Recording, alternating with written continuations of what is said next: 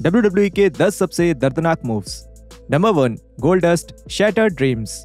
Goldust का shattered dreams move उनका signature move है। इस मूव में वो अपने ओपोनेंट को रिंग के एक कोने में उनकी टांगे फैलाकर फंसा देते हैं और फिर उनके ग्रॉइन एरिया में एक जोरदार किक डिलीवर करते हैं, जिससे उनके ओपोनेंट को बहुत दर्द और तकलीफ होती है। जाहिर है ये समझने के लिए आपको ज्यादा दिमाग नहीं लगाना पड़ेगा कि ये मूव इतना दर्दनाक क्यों होता है। ये मूव ओपोनेंट के बहुत सेंसिटिव पार्ट पर किया जाता है, जहां चोट लगने पर किसी को भी बहुत ज्यादा दर्द होगा, और गोल्डस्ट इस मूव को असली दिखाने के लिए एक ट्रिक का इस्तेमाल करते हैं। हालांकि गोल्डस्ट ग्रॉइन एरिया पर अटैक करते हैं, लेकिन वो ज्यादा फोर्स अपने ओपोनेंट के पीछे वाले टर्न बकल पर लगाते हैं। जाहिर है कि गोल्डस्ट ये मूव केवल तभी कर सकते हैं जब रेफरी का उनके ऊपर ध्यान ना हो, क्योंकि रेसलिंग में इस तरह के मूव्स इलीगल होते हैं। देखा जाए तो ये मूव दो रेसलर्स के बीच भरोसे पर निर्भर करता है, क्योंकि गोल्डस्ट को उस टर्नबकल पर सही निशाना लगाना ही पड़ता है, नहीं तो उनके ओपोनेंट को बहुत ज्यादा दर्द झेलना पड़ सकता है। Number 2, the clothesline. The clothesline एक ऐसा मूव है जो हर रेसलर इस्तेमाल करता है, यहाँ तक कि ये किसी भी नए रेसलर के मूव्स हैंडबुक में होता है, जिसे उन्हें इस्तेमाल करना ही पड़ता है। लेकिन इस मूव की खास बात यही है कि इसे काफी अलग अलग तरीकों से इस्तेमाल किया जा सकता है। इनमें से सबसे शानदार जेबेल का क्लोथ्सलाइन फ्रॉम हेल होता है, जिसमें ऐसा लगता है जैसे जेबेल लगभग हर बार किसी न किसी की गर्दन तोड़ ही देते हैं। इस मूव के बारे में कुछ भी फैंसी नहीं होता, ये बस एक खतरनाक मूव है जो आमतौर पर मैचेस में देखने को मिल सकता है, लेकिन फिर भी ये मैच या करियर खत्म करने वाला फिनिशर भी बन सकता है। क्लोथ्सलाइन के बारे में इससे भी अच्छी बात ये है कि ये कभी भी इस्तेमाल किया जा सकता है। ये एक ऐसा मूव है जो एक ही झटके में पूरा गेम बदल सकता है, क्योंकि इसे करना बहुत आसान होता है। नंबर 3, Sami Zayn apron brain buster. WWE ने हमेशा ही एप्रन को रिंग का सबसे मुश्किल हिस्सा बनाया है, और इसीलिए जब भी कोई मूव रिंग के उन कॉर्नर्स पर किया जाता है तो वो खतरनाक लगता है। ऐसे ज्यादा मूव्स नहीं हैं जो सिर्फ रिंग के कॉर्नर्स में ही किए जाते हैं, जिसकी वजह से सैमी ज़ेन का एप्रन ब्रेन बस्टर सबसे अलग लगता है। ये मूव ज़ेन के ही दूसरे किरदार एल जेनेरिको के एक मूव टर्नबकल ब्रेन बस्टर का वर्जन है, जो जेनेरिको इंडिपेंडेंट सीन्स में इस्तेमाल करते थे। जेनेरिको ने ये मूव WWE के इस स्टार को दिया है, और हालांकि ज़ेन इसे बहुत कम इस्तेमाल करते हैं, लेकिन जब भी करते हैं तब फैंस के रोंगटे खड़े हो जाते हैं, क्योंकि ये सच में एक करियर एंडिंग मूव लगता है। पाइल ड्राइवर और ओरिजिनल ब्रेन बस्टर जैसे मूव से ओपोनेंट्स कई बार पैरालाइज हो चुके हैं या उनकी गर्दन भी टूटी है, और अगर सैमी ज़ेन इस मूव को ज्यादा इस्तेमाल करने लगे तो जल्द ही ये मूव भी WWE के बैंड मूव्स के लिस्ट में शामिल हो जाएगा, जैसे पाइल ड्राइवर के साथ हुआ था, क्योंकि ऐसे मूव्स में रेसलर्स को गंभीर चोट लगने का बहुत ज्यादा खतरा होता है। Number 4, Drew McIntyre inverted Alabama slam. ये मूव अब तक के मूव से थोड़ा ज्यादा मुश्किल है। इस मूव को हार्डकोर हॉली ने बनाया था, जो अक्सर अपने ओपोनेंट्स को एक एलाबामा स्लैम से हराते थे, जो उनका एक सिग्नेचर मूव था।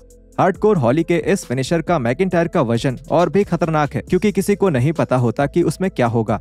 जैसे कि रेडिक मॉस, जिनको मैकिंटायर के इस मूव का सबसे खतरनाक वर्जन झेलना पड़ा था, और वो सीधे अपने सर के बल गिरे थे। इस मूव में बहुत ज्यादा ताकत भी लगती है, और उसके साथ ही इस मूव के दौरान दोनों रेसलर्स का सिंक में होना भी बहुत जरूरी होता है। हालांकि रेसलर्स को रिंग के अंदर होने वाले हर मूव में सिंक बनाना पड़ता है, लेकिन एलाबामा स्लैम में दोनों रेसलर्स को थोड़ा ज्यादा सतर्क होने की जरूरत होती है, ताकि किसी को कोई चोट ना लगे। मैकिंटायर का फ्यूचर शॉक, DDT और क्लेमोर सभी बेहतरीन फिनिशर्स हैं, लेकिन इन्वर्टेड एलाबामा स्लैम WWE के बाकी मूव से थोड़ा ज्यादा खतरनाक होता है। नंबर 5, Kevin Owens pump up power bomb to the apron. आप रिंग के सबसे मुश्किल हिस्से के बारे में तो नहीं भूले ना, बस उसको ही केविन ओवेंस के signature move pump up power bomb के साथ जोड़ दीजिए, जिसे सिर्फ एक सिग्नेचर मूव की तरह देखा जाता है। लेकिन वो किस्सा कौन भूल सकता है जब NXT पर केविन ओवेंस सैमी ज़ेन के खिलाफ हो गए थे और उन्होंने ज़ेन को एप्रन के ऊपर एक जोरदार पावर बॉम्ब दिया था। यहाँ तक कि डैनियल ब्रायन की कमबैक मैच में ओवेंस ने उनके ऊपर इस मूव का इस्तेमाल किया था। जब कंपनी इस मूव को जनरेशंस पंक किक की तरह दिखा रही थी, तब ये बहुत असरदार था, क्योंकि ये एक ऐसा फिनिशर लगता था जो आसानी से किसी भी ओपोनेंट की कमर तोड़ सकता है। इसी वजह से इसका पंप अप वर्जन और भी खतरनाक हो गया, क्योंकि ये एक करियर एंडिंग मूव की तरह किया जाता है। ये एक रेयर मूव है जिसे देखते वक्त आपकी सांसें अटक जाती हैं, क्योंकि आपको ओपोनेंट का दर्द टीवी के स्क्रीन से भी महसूस हो सकता है। Number 6, DDT। DDT एक बहुत पुराना मूव है। हालांकि बहुत लोग जेक द स्नेक रॉबर्ट्स को इस मूव को बनाने का श्रेय देते हैं, लेकिन रॉबर्ट्स का मूव CM पंक के GTS से काफी मिलता जुलता ही है। इन दोनों ही रेसलर्स ने एक आर्म से मूव को फेमस बना दिया है। क्लोथ्सलाइन की तरह ही DDT भी एक खास मूव है जो एक आर्म मूव की तरह भी किया जा सकता है, और एक शानदार फिनिशर के तौर पर भी। DDT के बहुत सारे अलग अलग वर्जन्स हैं, लेकिन जेक रॉबर्ट्स का क्लासिक DDT मूव उनके ओपोनेंट्स को जख्मी करने के लिए काफी है। Mick Foley, Edge, the Rock या ड्रू मैकिंटायर में से कोई भी अगर गलती से अपने ओपोनेंट की गर्दन मैट पर मार देगा तो वो उसके करियर को हमेशा के लिए खत्म कर सकता है। ऐसा ही कुछ चार्ली हास के साथ हुआ था, जिनका करियर मैकिंटायर के एक फ्यूचर शॉक डीडीटी के बाद कभी भी पहले जैसा नहीं रहा। मेरी गर्दन टूट गई, ड्रू मैकिंटायर ने वो किया। ये यूट्यूब पर है। वहाँ मैं और रॉन किलिंग्स होने वाले थे, लेकिन वो एज को उसकी जगह ले आए और वो एक इंटरव्यू था और उसने मुझे बीच में ही रोका और मुझे एक डीडीटी दिया जब मेरे हाथ पीछे की तरफ थे। उसने मुझे जाने नहीं दिया। मैंने टूटने की आवाज भी सुनी। डीडीटी इतने सालों से प्रोफेशनल रेसलिंग में इसलिए है क्योंकि ये एक साधारण मूव है जो कभी भी किया जा सकता है और हालांकि इसका इंजरी रेट एक पाइल ड्राइवर की तरह ही है, लेकिन ये पक्के तौर पर किसी को भी रात भर के लिए दर्द दे सकता है। Number 7, chops. क्या आप उम्मीद कर सकते हैं अगर गंथर पूरे 1 घंटे तक लगातार अपने ओपोनेंट पर चॉप करते रहें? चॉप्स इस लिस्ट पर एक लौता मूव है जो किसी रेसलर को हमेशा के लिए रिंग से बाहर नहीं कर सकता, लेकिन इसको झेलने वाले रेसलर्स का चेस्ट मैच के बाद पूरी तरह से लाल हो जाता है और चॉप्स दर्दनाक होते हैं। इसमें कांटेक्ट के बीच में बचाने के लिए कोई कुशन नहीं होता और क्योंकि प्रोफेशनल रेसलिंग मैचेस खतरनाक लगने चाहिए और असली चॉप्स एक हद तक सेफ होता है और इनका दर्द ज्यादा लंबे समय तक नहीं रहता, इसलिए इन्हें इस्तेमाल किया जाता है। लेकिन इसका मतलब ये नहीं है कि आपको मार्शमैलोज के एक बादल पर गिरने जितना कम दर्द ही होगा। Number 8, the F5। Brock Lesnar का फिनिशर इतने समय से F5 होने के पीछे एक वजह है। ये मूव देखने में ही बहुत खतरनाक लगता है। अब उस सबसे हिंसक और भयानक बीटडाउन को कौन भूल सकता है, जिसकी वजह से लेसनर ने जख्मी हालत में ही जैक गोवन को एक स्टील पोस्ट पर F5 दिया था। ब्रॉक लेसनर का पूरा पर्सोना ही यही है कि वो कभी न रुकने वाले एक बीस्ट हैं और इसीलिए कंपनी ने ऐसे कई सेगमेंट्स किए हैं जिसमें F5 एक अल्टीमेट फिनिशर बन चुका है। F5 असल में एक इन्वर्टेड फ्लैप जैक है, लेकिन जिस तरह लेसनर ओपोनेंट को घुमाते वक्त उन्हें ऊपर उठाते हैं, उस वजह से ये और भी खतरनाक और दर्दनाक बन जाता है। यहाँ तक कि रोड डॉग ने अपने podcast oh you didn't know पर F5 के बारे में एक फनी किस्सा भी बताया है जो उनके नाक और प्राइवेट पार्ट्स के लिए कुछ अच्छा नहीं रहा था। मैंने कुछ इस तरह खुद को काबू किया था। अगर आप वीडियो देख सके तो मैं उसके पैर तक पहुंचा और मैं सच में गिर गया और मैंने उसका पैर पकड़ रखा था। मुझे बस इतना पता था कि वो मुझे उठाने वाले हैं और फिर इस बात पर काफी समय तक मजाक चलता रहा था। अगर आप देखेंगे तो मेरी नाक और प्राइवेट पार्ट रिंग पर बहुत जोर से लगा था और अगर आप सोच रहे हैं तो जी हाँ, मेरी नाक पर पहले चोट लगी थी, लेकिन वो बहुत दर्दनाक था। वो बम्प ठीक था, लेकिन मेरी नाक और बाकी जगहों पर काफी दर्द था। फिर उसके बाद इस बात पर मजाक होने लगा था जब विंस भी मेरा मजाक उड़ाते थे। हाँ, शायद ब्रॉक तुम्हें एक और F5 दे सकता है।